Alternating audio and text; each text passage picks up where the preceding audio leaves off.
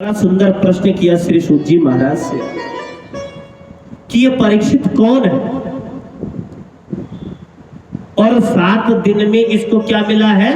श्राप मिला है। ठीक है, 7 दिन में किसका श्राप? मृत्यु का श्राप मिला है। कौन है ये भैया?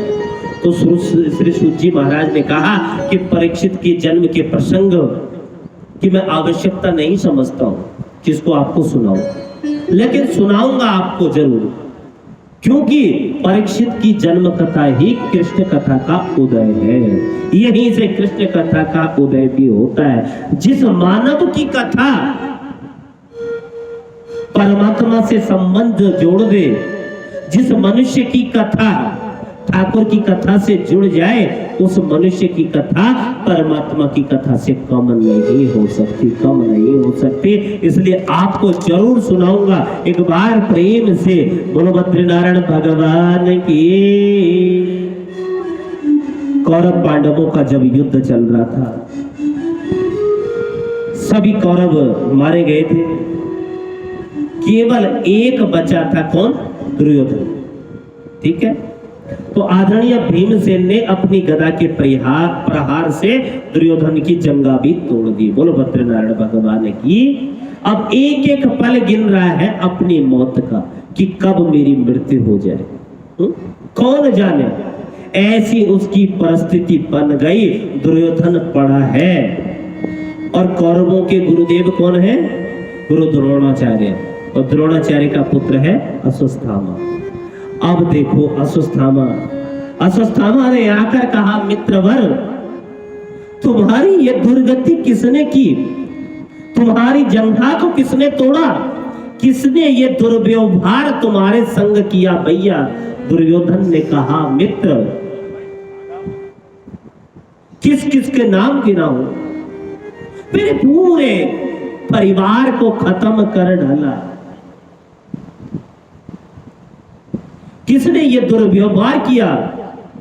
दुर्योधन ने कहा, मित्र, पांडवों को मार कर लाओ, कैसे भी हो पांचों पांडवों को मार कर ले आओ। यदि मार कर ले आए तो मैं समझूंगा कि मुझे सब कुछ प्राप्त हो गया, सब कुछ मिल गया। अश्वत्थामा ने कहा, ये कौन सी बड़ी बात है भैया, समझ लो, आज ही पांचों पांडवों के सर तुम्हारे पास। और कहते, चाको राखे साइया मार सके न कोई, और बाल न बाका कर सके जो जग पैरी हो। ये भैया रक्षक जिनका गोविंद है, अरे कन्हैया जिनका रखवाला है, उन्हें कोई क्या मार सकता है? भैया पांचों पांडव थान दुपट्टा सो रहे हैं, लेकिन गोविंद छड़ी लेकर खड़े हैं। गोविंद छड़ी। अर्जुन की नींद खुली और देखा, कहा, गोपाल आप सोए नहीं? कृष्ण ने कहा, तुम्हें नींद नहीं आ रही क्या? अर्जुन बोल उठे कि जब जीवन की बागडोर आपके हाथों में हो तो हमको नींद क्यों नहीं आएगी भैया? तो यहां पर समझने वाली बात है, जब आप सोते हो तो आपकी रक्षा कौन करता है? श्रीनाथ जी करते हैं ना, गोविंद ही करते हैं। छत गिर जाए, कुछ हो जाए, कौन करता है? तो ये पंच फण का प्राण ही हमारी उस समय रक्षा करता है। प्राण, व्यान, अपान, व्यान, समान। तो जीवन की भागदौड़ जब गोविंद पकड़ लेते हैं तो हमें अब सौंप दिया इस जीवन का सब भार तुम्हारे हाथों। लेकिन मैं कहता हूं कि इस स्थान पर तुम्हें नहीं सोना चाहिए। अब गोविंद कह रहे, मैं कह रहा हूं ये तो बात बरोबर है, लेकिन मैं भी कहता हूं इस स्थान पर मत सो, चले जाओ। और कृष्ण उनको दूसरे स्थान पर ले गए और इतने में अश्वत्थामा आया और उन पांचों पुत्रों के सर कलम करके ले गया। भैया द्रौपदी के पांचों पुत्रों को मार दिया। हमारा वंश खत्म हो ही रहा था, एक पुत्र बचा था मेरा, वो भी मृत्यु को प्राप्त। अरे ये 5 द्रौपदी के बेटे बचे थे महाराज। रोते रोते दुर्योधन के पास जब अश्वत्थामा गया और अश्वत्थामा ने जब दिखाई ना पोटली और रो प्रकाश किया, तो अब तो स्वयं दुर्योधन रो पड़ा कि हमारे वंश में भैया कुछ भी नहीं था, यही बच्चे थे। अरे ये पांचों द्रौपदी के बेटे थे और इनको भी तूने मार दिया। रोते रोते दुर्योधन जमीन पर गिर पड़ा और उसका भी प्राणांत हो गया। जिसके 5-5 पुत्र मर जाए, उस माता की परिस्थिति क्या हो गई? आप विचार करके देखें। द्रौपदी बार बार विलाप करती है, कुरही की भांति करुण क्रंदन करती है। क्या बिगाड़ा था मेरे पुत्रों ने? क्या बिगाड़ा था? दुष्ट अश्वत्थामा ने क्यों मार दिया भैया? मेरे अबोध बच्चे सो रहे थे और सोते हुए को सिर काटना क्यों? इस दृश्य को देखने के लिए लाखों नर नारियां आ पहुंचे। राम राम राम राम राम। कैसा कुत्सित कार्य! अर्जुन ने द्रौपदी के करुण क्रंदन को जब देखा तो तुरंत हरत में धनुष और बाण ले लिया और देवी द्रौपदी, तुम्हारे पुत्रों को मारने वाले अश्वत्थामा को आकाश पाताल कहीं भी होगा, उसे जीवित नहीं छोड़ूंगा, नहीं छोड़ूंगा। गांडीव धनुष हाथ में लेकर उसको मारने दौड़ पड़ा। अश्वत्थामा ने देखा अर्जुन हमें मार देंगे तो तुरंत अपना ब्रह्मास्त्र चला दिया। भैया आकाश मार्ग से विशाल ब्रह्मास्त्र को आता देखकर अर्जुन कृष्ण के चरणों में गिर पड़े और क्या कहते हैं?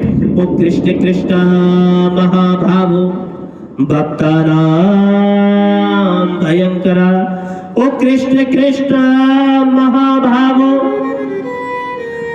भक्तानां भयंकरा और त्वमेको दह्यमानानां मपवोगसोऽपि संसृते। कि कृष्ण कृष्ण महाभावो, हे गोविंद कन्हैया मुझे बचा लो, मुझे बचाओ, ये ब्रह्मास्त्र मुझे जलाकर भस्म कर देगा। और गोविंद ने कहा अर्जुन डरते काहे को हो? कभी कभी क्या होता है, विष की औषधि विष ही होती है, कांटे को कांटे से ही निकाला जाता है, लोहे को लोहा ही काटता है।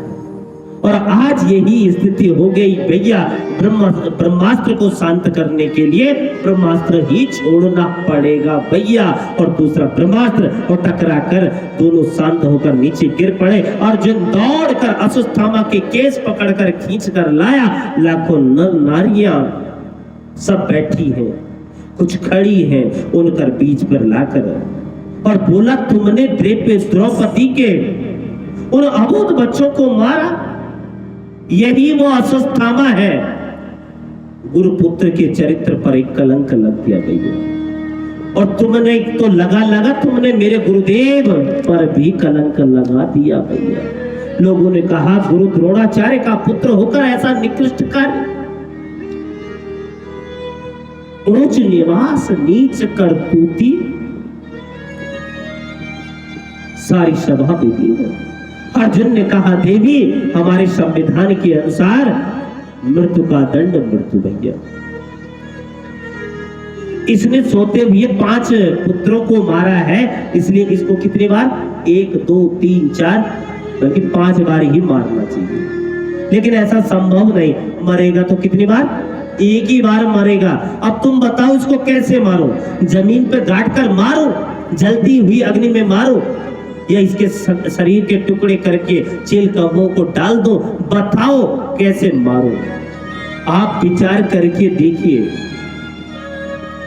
मेरा गोविंद जिसको बहन कहता है, मेरा कन्हैया जिसको राखी बांधता है, कृष्ण के चरणों में जिसकी अनन्य श्रद्धा है, उसके मन में करुणा क्यों नहीं होगी भैया? क्यों नहीं होगी करुणा? अर्जुन ने उसी समय जब पूछा, द्रौपदी ने अर्जुन की ओर इशारा करके कहा क्या? तुरंत बोल उठी कि मुंचता मुंचतामेषा, हो मुंचतामेषा ब्राह्मणो नितराम गुरु। छोड़ दीजिए, क्या मिलेगा? द्रौपदी कहती है छोड़ दीजिए, इसे छोड़ दीजिए। अर्जुन ने कहा क्या कहती हो? द्रौपदी की आंखों से अश्रुधारा बह चली। छोड़ दो इस पापी को। अर्जुन कहते छोड़ दो, हमारे 5 पुत्रों को मार दिया। द्रौपदी ने कहा इसे मारने से मेरे पुत्र वापस तो नहीं आएंगे ना। एक माँ ही दूसरी माँ का कष्ट, एक वेदना समझ सकती है। आज मेरे पुत्रों के लिए मैं कुरही के भांति रुदन कर रही हूं, और मेरे तो 5, ये तो अपनी माता का इकलौता पुत्र है भैया। द्रोणाचार्य महाराज की विधवा पत्नी रोएगी, और अगर वो रोएगी, गुरु माता यदि रोएगी, क्या तुम्हें अच्छा लगेगा? इसलिए आप लोगों से मेरा एक ही निवेदन है, इसे मत मारो, मत मारो। अर्जुन ने कहा ये देवी क्या कह रही हो? तुम्हारे मन में करुणा कि ऊपर जिसका अंत नहीं उसे आसमां कहते हैं, और नीचे जिसका अंत नहीं उसे मां कहते हैं। और मां तो मां होती है। युधिष्ठिर से पूछा गया आप बताइए इसे मारना, इसे क्या करें, इसे मारे या नहीं मारे? युधिष्ठिर ने कहा कि धर्म ग्रंथों में लिखा है जैसा वैसा करो। तो भीमसेन से पूछा गया, भीमसेन ने कहा अर्जुन तुम नहीं मारोगे तो मैं मार दूंगा इसे। भीम बोल उठा भैया। नकुल सहदेव ने कहा मजले भैया ठीक कह रहे हैं, इसे मारना चाहिए, इस पापी को मारना चाहिए। द्रौपदी दया का स्वरूप है, और वो कहती है मत मारो, मत मारो। अश्रुधारा बह चली द्रौपदी की। मेरे गोविंद द्वारिकाधीश शांत खड़े हैं। अर्जुन ने कृष्ण के चरण पकड़कर कहा कि कन्हैया मेरा मार्गदर्शन करो। हे श्रीनाथ जी, हे गोविंद मैं क्या करूं बताओ ना। गोविंद ने बहुत सुंदर जवाब दिया। क्या जवाब? कि ब्रह्म बंधुर न हंतव्या आतताएर बधार्यणो। कि शास्त्र कहते हैं ब्राह्मण जैसा भी हो उसे कभी मारना नहीं चाहिए,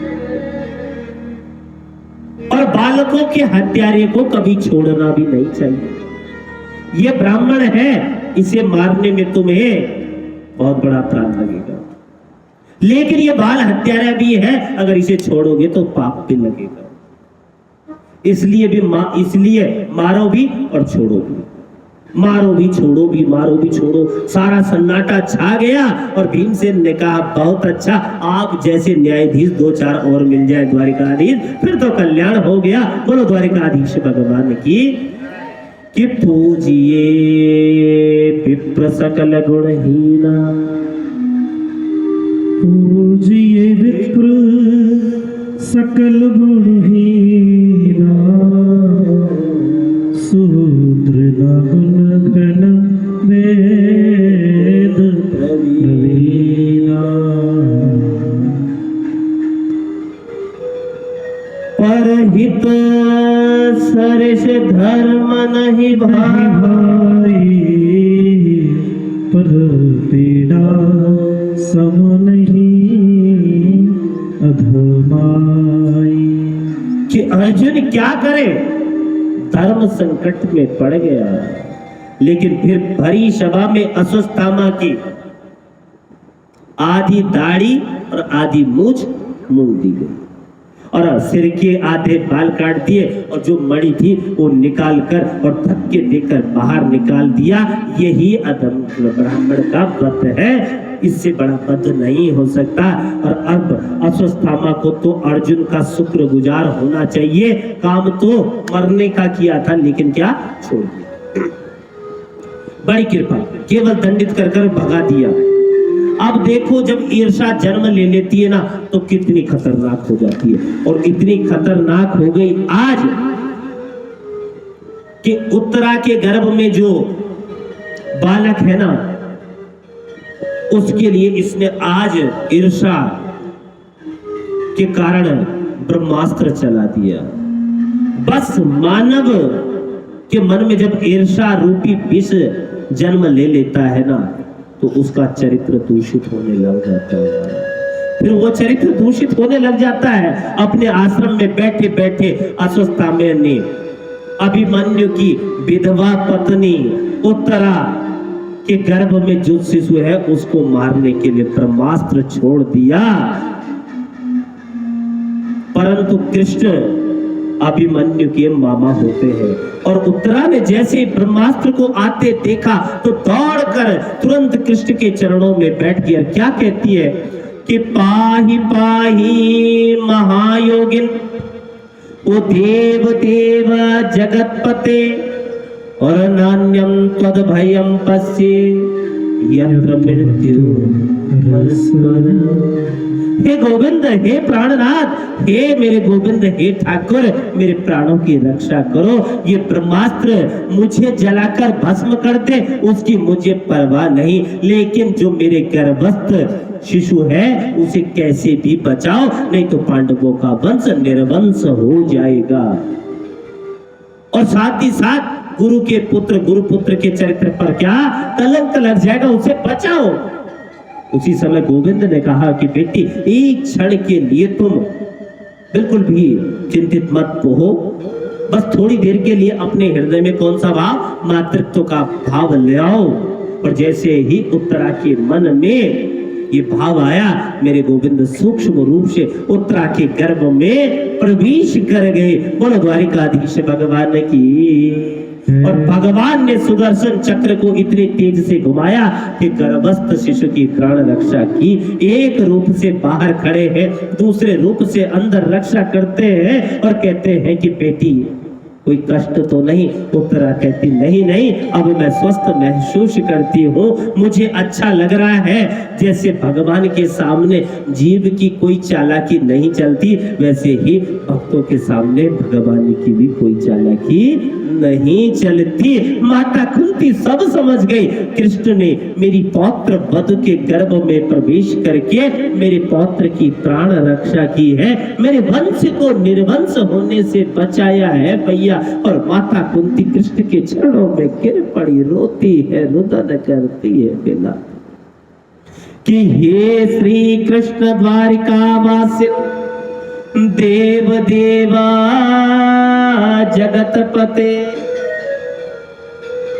कि हे श्री कृष्ण गोविंद देव देव जगतपते, हे गोपाल प्रणाम करती हूँ, आप साक्षात जगदीश्वर है, जगत के नियंता है, परात्पर अखिलेश्वर है, निर्गुण ब्रह्म सगुण रूप में आज अवतरित होकर आया। कुंती कह रही है निर्गुण ब्रह्म आज सगुण ब्रह्म के रूप में हमारे पास आया है। मेरे प्रभु कह उठे, बुआ जी आप क्या कहती है, मुझे भगवान बनाती है, मुझे परमात्मा कहती है। अरे मैं तो आपको भतीजा हूं, मैं कोई और नहीं, आपका भतीजा हूं। आपको भाई को सबसे छोटा पुत्र हूं। कुंती बोली, यही लीला बड़ो विचित्र है कान्हा तुम्हारी, यही लीला बड़ी विचित्र है। किसी को बुआ बनाते, किसी को फूफा बनाते, किसी को चाचा, किसी को ताऊ, किसी को दादा, किसी को दादी। ये क्यों भूल जाते सबके परबाबा तो तुम ही हो गोपाल। बोलो कृष्ण कन्हैया लाल की। सबके परबाबा तो तुम ही हो। अब यदि तुम किसी के भाई बंधु बनते हो तो इसमें मेरा क्या दोष है। तो भगवान बोल उठे, अच्छा बुआ यदि आपने मुझे भगवान बनाया है तो सच्ची सच्ची कह रहा हूं कि कुछ भी मांग लो, आज ना मांग लो कुछ भी।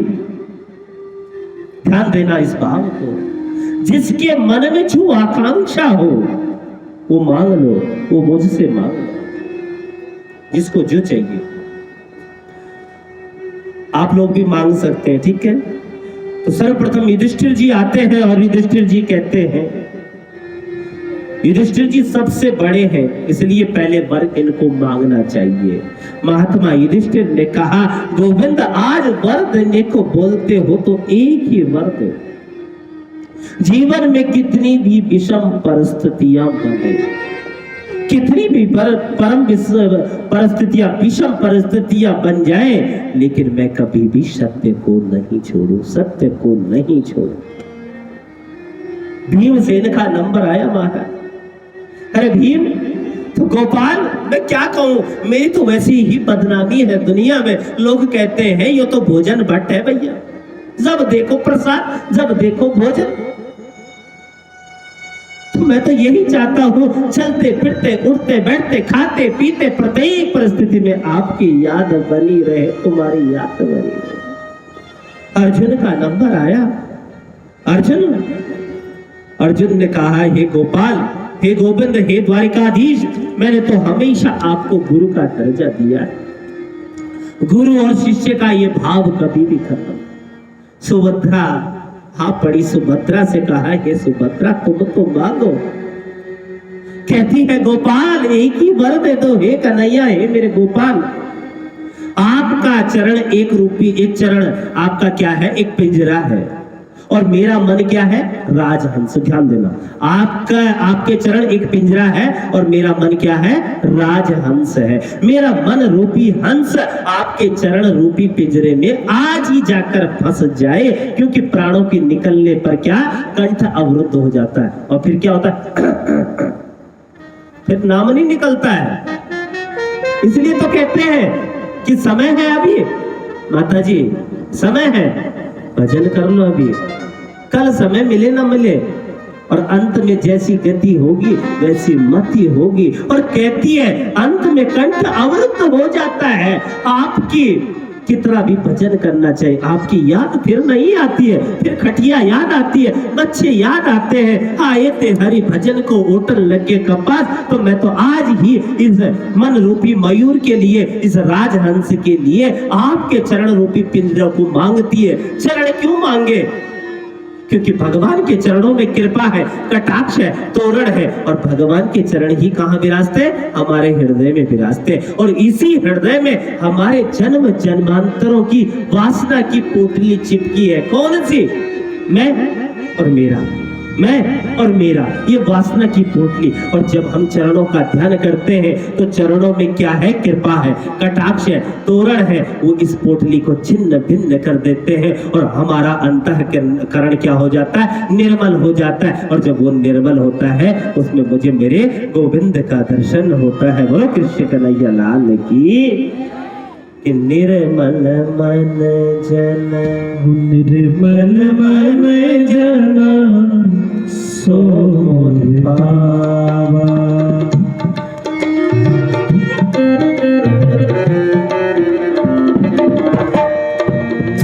निर्मल मन जन सो ही पावा, मुझे कपट छल छिद्र नहावा, मुझे कपट छिद्र नहावा। निर्मल मन जन सो मोहि पावा, और मोहि कपट छल छिद्र न भावा। निर्मल, कंठ अवरुद्ध हो जाता है, तो क्या मांगा है, चरण रूपी पिंजरा मांगा है। किसने मांगा है, सुभद्रा ने। द्रौपदी खड़ी है, कहा तुम, तो कहती है गोपाल मैंने तो आपको हमेशा क्या, सखा माना है। ये सखा और सखी का भाव कभी न निकले मेरे जीवन से। सभी ने कुछ न कुछ मांगा। पांडवों की माता कुंती खड़ी है भैया, शांत खड़ी है, परम गंभीर है। और गोविंद ने मुस्कुराकर कहा कि बुआ, ओ बुआ, आप भी तो कुछ मांगो ना, आप भी मांगो। कुंती बोल उठी कि मैं क्या मांगू, क्या मांगू, सुख मांगू चाहे दुख मांगू, क्या मांगू। कुंती बोली क्या मांगू भगवान। अरे मांगते तो वो हैं जिनके पास कुछ नहीं होता, जिसको पहले ही सर्वस्व मिल चुका हो, वो क्या मांगे। कन्हैया बोले कुछ तो मांगो बुआ, कुछ तो मांगो, मेरा आज देने का मन है बहुत। जब तुमने मुझे भगवान बना दिया भरी सभा में, तो अब मांगो ना। कुंती ने तुरंत अपनी साड़ी का पल्लू आगे किया और आज देने को कहते हो ठाकुर, तो एक ही वर दे दो। कौन सा? कि विपदा संतु न शाश्वत तत्र तत्र जगत गुरु और भवता दर्शनम यत् स्यात् पुनर्भव दर्शनम। वो विपदा संतु न शाश्वत तत्र तत्र जगत गुरु और भवता दर्शनम यत् स्यात् पुनर्भव दर्शनम। क्या मांगती है कि मेरे जीवन में विपत्ति पर विपत्ति आती रहे, एक विपत्ति दूर हो दूसरी विपत्ति पास हो, एक विपत्ति जाए दूसरी आवे, मेरे जीवन में दुख पर दुख। क्या मांग रही है देखना बुआ, क्या मांग रही? अरे बुआ, दुख भी मांगने की कोई चीज है क्या? कहा है गोविंद, वह सुख को लेकर क्या करो जो आपकी विस्मृति करा दे। हे गोपाल, मैं तो कहती हूं कि मेरे जीवन में मुझे दुख के सिवाय कुछ नहीं चाहिए। कहा क्यों? कि सुनो अब क्यों, कि आज तुम सुख देने को कह रहे हो, यानी मेरे जीवन में आज सुख आया तो तुम भी तो जाने को तैयार हो। तुम भी कह रहे हो बुआ ले लो और मैं जाऊं द्वारिका, चित्रगुप्त सदन वालों को छोड़कर मैं पहुंचू गुजरात द्वारिका।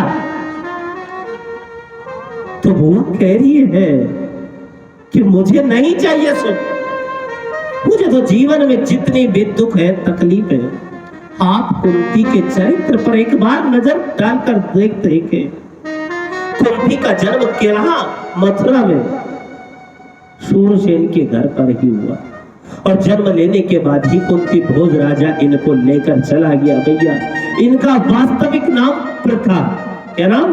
प्रथा। और कुंती भोज राजा ने बाद में इनको अपना नाम दिया, सो नाम रखा कुंती। जन्म कहीं और, पालना किसी दूसरे घर में। जिस बालक का ऐसा हाल हो उसका जीवन कैसे व्यतीत होता है भैया। किशोर अवस्था कुंती ने पार की नहीं थी कि विवाह हो गया, और विवाह भी हुआ तो ऐसे पुरुष से भैया कि जो पांडु रोग से पीड़ित था भैया, ऐसे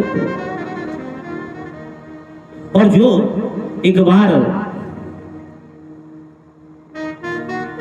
जो मातृ थी, तो मातृ एक बार चली गई, सो क्या श्राप था, और श्राप के कारण ये हुआ कि पांडु रोग से पीड़ित ये स्वयं वेद व्यास जी की ही कृपा से पांडु आए थे। और आज क्या हुआ कि पांडु ने अपना शरीर छोड़ दिया। माद्री ने कहा कि बहन मेरे कारण पति गए हैं, अब मैं भी, अब असमय में मृत्यु। ये तो महात्मा दुर्वासा के कुछ मंत्र ऐसे थे कि जिनसे कुंती जिस देवता का आह्वान करती वही देवता प्रकट हो जाता भैया। कुंती ने आह्वान किया विवाह से पूर्व सूर्य का, आए कर्ण महाराज। बोलो कर्ण महाराज की जय। धर्मराज को बुलाया युधिष्ठिर, इंद्र को बुलाया अर्जुन, और इसी प्रकार पवन देव की कृपा से भीमसेन, मातृ जो उनकी सौत है उनके लिए भी अश्विनी कुमारों को आमंत्रित किया, और जिसे नकुल और सहदेव। इस प्रकार से ये परिवार था। और कुंती ने युवावस्था से सुख भी व्यतीत नहीं हुआ, पति की असमय मृत्यु हो गई। बताओ, विचार करें, एक ऐसी विधवा नारी, ऐसी परिस्थिति जहां कौरवों के 100 कौरव उन 5 पांडवों को मारने के लिए हर समय तैयार है, जिन 5 पुत्रों को मारने के लिए गांधारी के 100 पुत्र तैयार हैं, उनको लेकर कहां कहां नहीं भटकती है। और थोड़ा सा समय आया था कि पुत्र वधू द्रौपदी का वस्त्राहरण 24 घंटे कुछ ना कुछ अड़चने लाक्षागृह में जलाकर भस्म करना चाहते हैं। अज्ञातवास हुआ, चौपड़ खेला, उसमें हारे भैया पुत्र वधू को भरी सभा में निर्वस्त्र किया गया, अपमानित किया गया। चौपड़ में हराना चाहते 12 वर्ष का वनवास और 1 वर्ष का अज्ञातवास। बुआ, तुम्हारे जीवन में एक दिन भी सुख से बीता हो मुझे याद नहीं है भैया। आज तुम्हारे पुत्रों को सुख मिला और तुम मांग रही हो क्या? क्या मांग रही हो? आज तुम्हारे पुत्रों को विजय श्री प्राप्त हुई है, युधिष्ठिर जी राजगद्दी पर बैठे हैं और मैंने आज तुमसे कुछ मांगने को कहा तो कहा कि दुख दे दो, दुख दे दो। झोली भी पसारी तो दुख की कि सुख के माथे सिल पड़े जो हरि हृदय से जाए और बलिहारी व दुख की जो पल पल नाम जपाए। कि ऐसे दुख को लेकर क्या करूं मैं गोविंद, ऐसे दुख को लेकर क्या करूं जो आपकी विस्मृति करा दे भैया।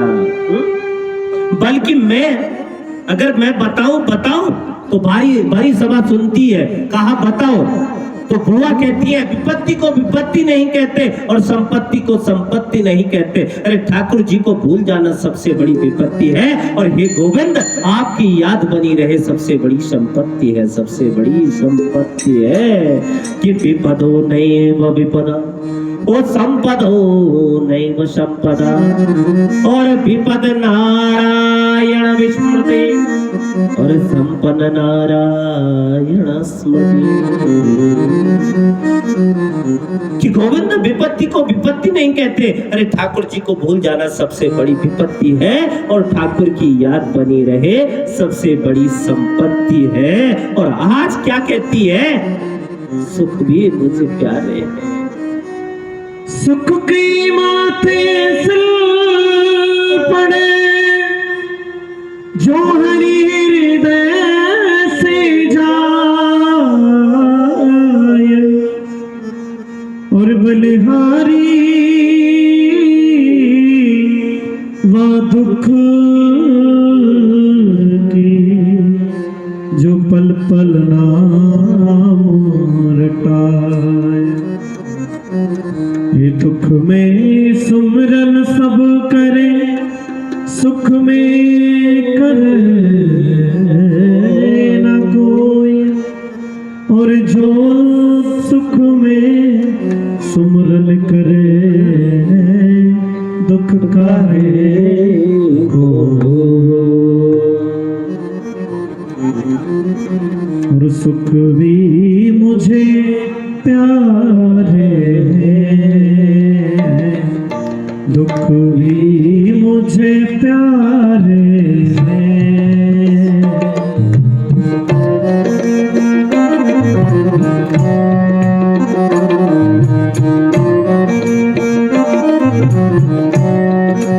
कुंती क्या कह रही है? मैं किसे भगवान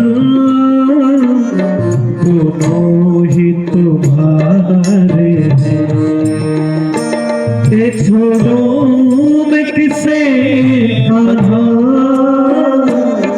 दोनों ही तुम्हारे हैं। कुंती रोए जा रही है और कहती है गोविंद मेरे दोनों हाथों में लड्डू है, किसको छोड़ो?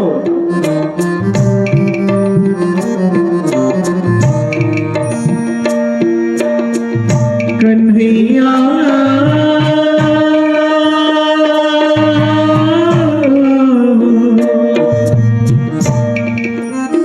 वो मेरे प्यारे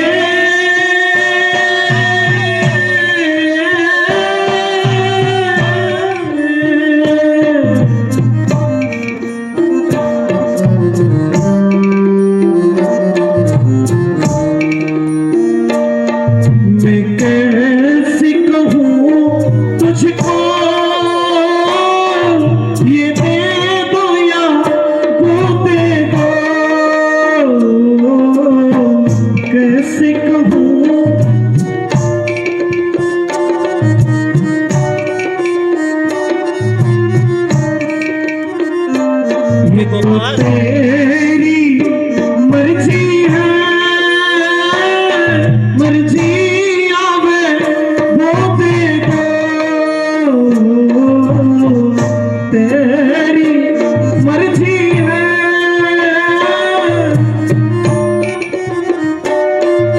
हे गोपाल जो तेरी मर्जी मर्जी आवे वो दे दो, हमने तो तेरे आगे दोनों हाथ पसारे तो तेरे आगे दोनों हाथ पसारे हैं। अरे छोड़ू मैं किसे कान्हा, दोनों ही तुम्हारे हैं। ताली बजाते हुए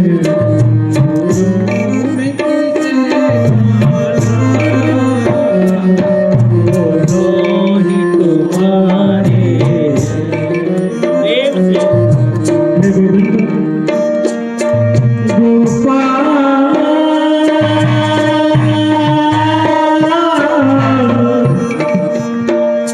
हे गोविंद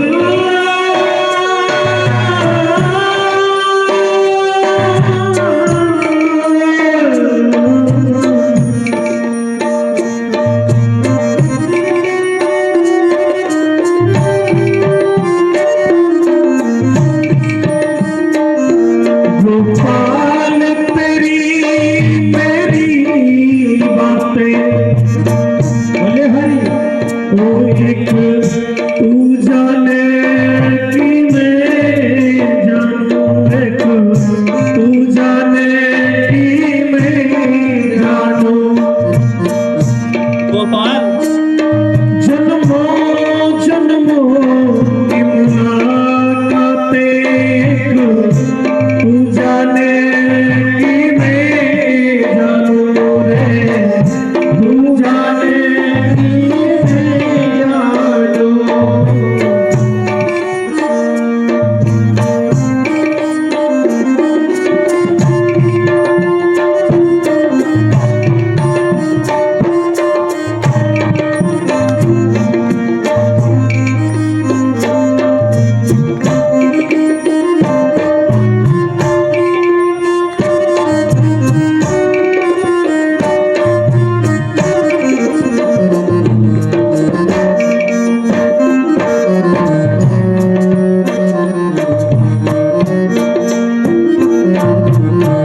और ठाकुर जी से कहती है हे गोविंद, दिलदार यार प्यारे गलियों में मेरी आ जा,